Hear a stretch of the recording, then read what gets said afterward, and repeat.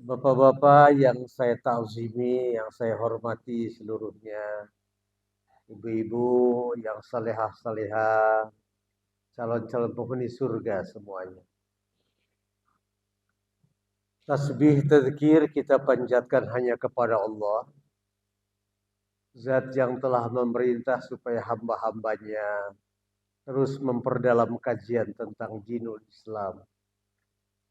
Menghabiskan sisa-sisa usia kita ini untuk ibadah kepadanya, terus meningkatkan kualitas iman, mempersubur amal saleh, menyebarkan cinta dan kasih sayang. Allah perintah itu semua kepada kita, bapak-bapak, ibu-ibu, supaya di dunia hidup kita selamat, di akhirat nanti jadi hamba yang disayang oleh Allah Subhanahu wa taala. Salam sejahtera abadi kita sajikan pada Rasul, Nabi yang makamnya sering kita ziarahi di Masjid Nabawi, yang akan memberikan syafaat kepada umat yang bukan cuma sekedar cinta di bibir, tapi benar-benar mengamalkan sunnah-sunnah beliau. Itulah Nabi kita, Nabi Muhammad Sallallahu Alaihi Wasallam. Saya senang ibu-ibu pagi-pagi hari ini, hari Ahad, orang-orang selesai olahraga sibuk ke mall, bermain-main, tamasya. Ibu-ibu sebelum pergi bawa cucu, bapak-bapak, bertamasya, piknik kemana-mana, datang ke Masjid Atin buat memperdalam kajian agama dulu. Dari situ kita menghimpun pahala, sesudah pahala kita peroleh, kita pulang ke rumah masing-masing membawa berkat. Berkat kita itu adalah pahala dari Allah Subhanahu wa taala. Selesai dari situ kita bermain-main dengan keluarga. Sehingga di dunia hidup kita punya manfaat besar. Di akhirat kita sedang ditunggu oleh para bidadari di surga. Mari kita mulai ngaji. Memet pelan-pelan kita ngaji. Itu kalau ngaji di hadapan yang sudah sepuh begini nih, mesti sabar kita. Pelan-pelan, pelan-pelan. Tidak boleh pakai teori-teori akademik, nggak boleh. Jadi kita harus pakai kosa-kosa kata yang mudah kita cerna. Ibu-ibu, saya tidak akan pakai bahasa yang sulit-sulit. Jadi kalau ibu dengar saya di seminar, nggak saya pakai bahasa itu. Saya akan pakai bahasa kita saja sama-sama. Ibu, kita sekarang hidup tinggal di dunia. Di dunia ini, kalau ibu merasa nggak enak dari satu rumah, bisa pindah ke rumah lain. Dari satu desa, bapak-bapak tidak nyaman, bapak bisa cari daerah lain yang nyaman kita tempati. Sebentar lagi kita akan ke akhirat. Di akhirat tidak bisa begitu. Kalau sudah masuk akhirat, ya sudah di situ. Mau kemana lagi? Kalau amal kita jelek, jeleklah hasilnya. Kalau amal kita baik, baguslah hasilnya. Dan ke akhirat kita kan nggak lama. Bapak-bapak syariatnya paling-paling kuat bapak hidup 90 tahun. Ibu maaf jangan marah ya. Model ibu ini kan syariatnya 30 tahun lagi udah nggak hidup lagi. Mau kemana? Bapak-bapak 30 tahun lagi udah nggak ada. Saya yakin tuh 30 tahun lagi nggak ada. Kalau ada orang hidup sampai 130 tahun itu sudah luar biasa. Saya punya guru tafsir, Buya Ghaffar Ismail namanya. 121 tahun usianya. Waktu beliau meninggal dalam keadaan sehat. Dan ibu kalau kita meninggal jangan sakit. Waktu kita meninggal jangan membuat sulit orang. Kita harus sedang dalam keadaan sehat. Harus begitu, jangan sakit 3 bulan gitu baru meninggal. Itu bikin repot orang. Sehat kita meninggal. Nah waktu Pak Ghaffar meninggal, saya tanya kepada para dokter pribadinya ahli jantung. Saya bilang, Prof, ini guru kita meninggal, sakit apa? Kata para profesor dari harapan kita, tidak sakit Pak. Saya bilang, loh kok meninggal ini? Masa kerja jantungnya sudah selesai. Jadi meninggalnya begitu. Nah ibu-ibu, batu nisan di atas kuburan kita usianya lebih panjang dari usia kita. Bahasa yang paling pas menurut saya. Rumput saja yang diam kadang-kadang usianya panjang. Tambah cepat kita lari dari mati, tambah cepat mati datang.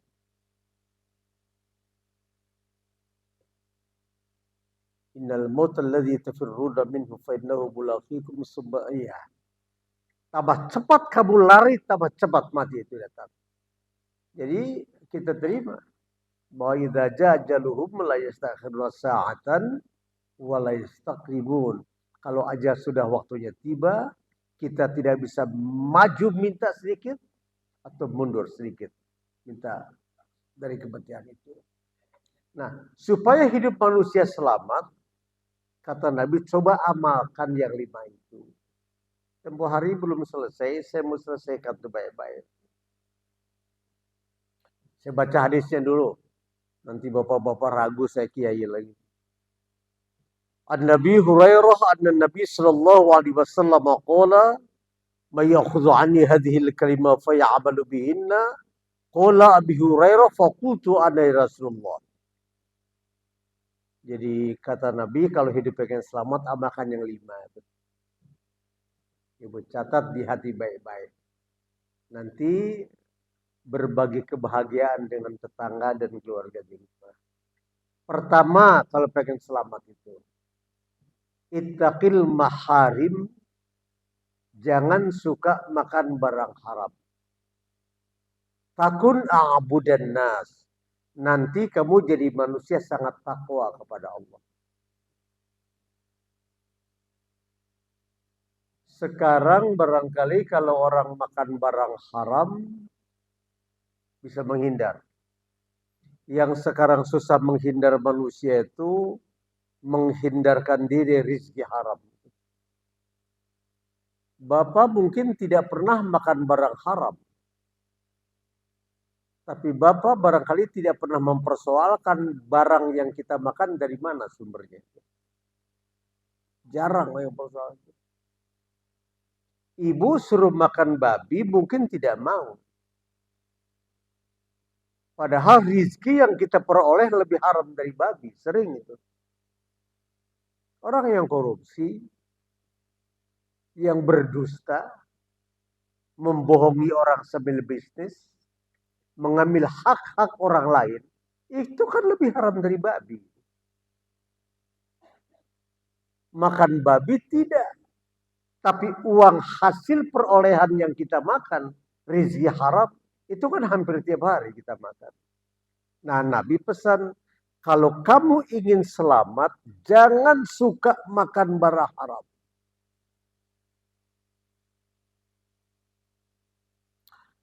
Bapak sholat, ibu sholat, makan barang haram. Darah kita haram, daging kita haram. Kita sholat, sujud begitu. Subhana rabbiyal a'la wa bihamdihi Allah. Atau barangkali subhanakallahumma rabbana bihamdika Allahumma ighfirli, terserah. Zikir mana terserah, jangan suka ribut itu. Waktu sujud kita lupa kepada Allah. Tolong periksa itu. Bulan ini makan apa gitu. Jadi asyik masyuknya kita berpelukan bercinta dengan Allah kalau tubuh ini bersih. Itu sebabnya konsep rizki dalam agama bukan banyak. Tapi halalan thayyiban mubarakah. Rizki kecil berkah.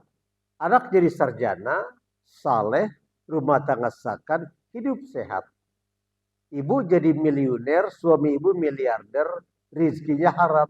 Kalau nggak habis di rumah sakit, habis waktu pensiun. Gitu. Maaf bapak-bapak. Itu sebabnya tidak ada koruptor yang hidupnya tenang. Nggak ada. Koruptor bisa menikmati hasil korupsinya, nggak ada. Hidup kecil, tapi berkah. Enak. Makan ikan teri.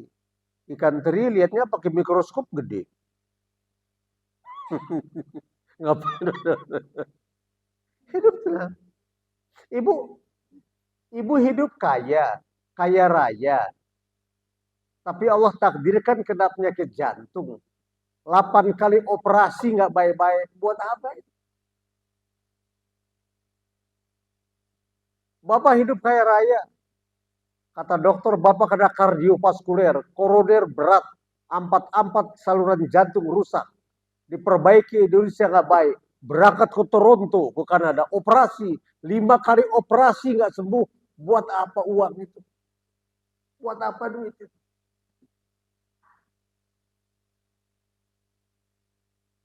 Hidup ini berkah yang dicari. Ibu punya harta banyak, suami ibu bukan miliuner, triliuner. Punya anak 5, 5-limanya kena narkoba. Ibu bilang apa itu?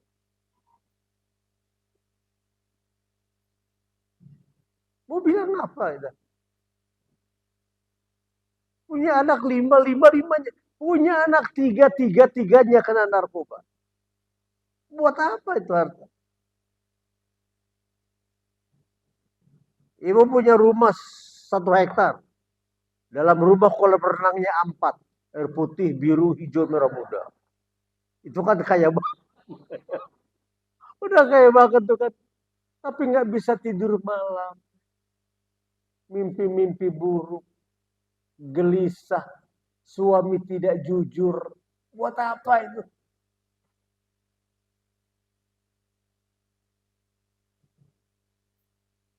Makanya kalau para ustadz, para kiai, ibu-ibu, rata-rata pakai sorban. Sorban ini manfaatnya banyak banget ini. Buat sholat, kalau di jalan, tinggal buka. Kalau nggak punya taplak meja, kita makan tinggal buka. Nggak punya handuk, wudhu di jalan, nggak punya handuk, tinggal pakai. Bapak-bapak sorban manfaat betul. Kalau punya sorban, kalau diusir sama bini, bisa pakai baju nih. Diusir sama bini, kita di jalan bisa pakai baju. Jadi ibu-ibu bapak-bapak, yang dibutuhkan berkah, jangan makan barang haram. Bapak dapat uang haram, diserahkan ke istri itu barang haram. Dia belanja ke supermarket, barang haram itu. Qobla isya, asya, qobla isya.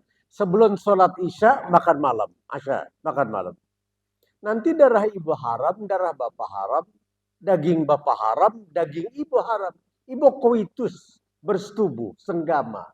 Dipancarkan sperma, diterima ovum. 9 bulan lahir jadi bayi. Bayi yang dilahirkan dari uang haram, sulit jadi anak saleh. Yang disebut dalam Al-Quran, Ghulamin Halim. Kalau pakai bahasa kami di kampus, anak yang mampu menjalin kemampuan rasio dengan akal budi. Itu nggak bakal dapat, ibu. Anak saleh itu hanya bisa dilahirkan dari darah dan dagingnya halal dari orang tua. Ibu, adik-adik saya yang baik-baik semua. Ibu kalau punya anak saleh, ibu boleh makan sehari sekali. Ibu kalau punya anak saleh boleh hidup miskin. Anak saleh itu harta terbesar dalam hidup. Bapak punya anak saleh, boleh bapak miskin boleh. Makan sehari sekali nggak apa-apa. Anak saleh itu harta terbesar buat kita itu. Terbayang nggak sama bapak sama ibu? Kalau ibu waktu melahirkan anak berpacu antara hidup dan mati. Waktu ibu syakarat, anak baca Yasin pun nggak bisa. Buat apa punya anak itu? Bapak cari uang pagi, sore, siang, malam. Kadang-kadang kesehatan kita korbankan. Waktu bapak syakarat, anak baca Yasin pun nggak bisa. Buat apa punya anak? Coba renungkan itu. Kalau ngaji tasawuf, ibu-ibu, anak tua umrus nih. Itu kan umur kedua kita. Ibu masuk ke alam barzah, ke alam kubur. Pakai bahasa bapak-bapak apa? Waiting room, transit house. Ibu masuk ke alam kubur. Begitu ibu di alam barzah, anak ngirim Fatihah pun tidak pernah. Buat apa punya anak itu? Mestinya kan waktu ibu dikubur kan ibu bahagia dengan para bidadari. Lalu ibu datang cahaya tiap hari itu. Anak berdoa setiap selesai sholat wajib dan sunnah. Rabbighfirli wali walidayya warhamhuma kama rabbayani shaghir. Kata ibu, saya tidak lelah di dunia ngurus anak dulu. Ini hasilnya rupanya. Kata bapak, saya bahagia di alam barzah ini. Ini hasilnya punya anak. Kita kan kadang-kadang cari rezeki begitu. Orang zaman sekarang ini aneh-aneh ibu. Waktu dia sehat, dia korbankan kesehatan cari harta. Waktu harta sudah didapat, dia korbankan harta buat cari kesehatan. Jadi hidupnya circle. Circle. Hidupnya muter aja gak ketemu ujung. Kalau orang ahli ibadah enggak kan. Jujur bapak-bapak ibu-ibu, saya kasihan sama pejabat yang jauh dari agama. Orang jadi pejabat jauh dari agama, dia pusing gitu. Jabatannya buat apa? Pusing dia. Kalau orang jadi pejabat beragama, jabatannya dimanfaatkan untuk mengajak orang beramal saleh. Orang kaya jauh dari agama, pusing dia ibu. Kekayaannya buat apa itu? Kalau orang kaya dekat kepada agama, ibu-ibu, kekayaannya itu dimanfaatkan untuk mencari kunci surga dia. Kalau orang kaya tidak beragama, dia pusing mau apa itu? Paling tinggi beli berlian. Kalau ngaji begini, Bismillahirrahmanirrahim. Paling tinggi begitu. Tapi kalau orang kaya dekat kepada agama,